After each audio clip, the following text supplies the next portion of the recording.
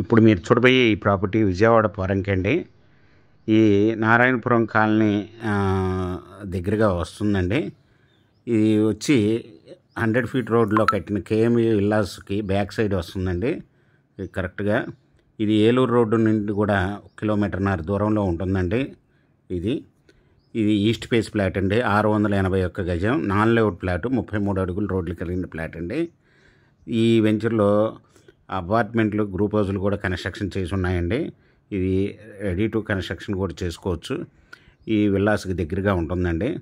ఇది వచ్చి road face వచ్చి 68.3 అండి, లోతు వచ్చి 89.3 అండి.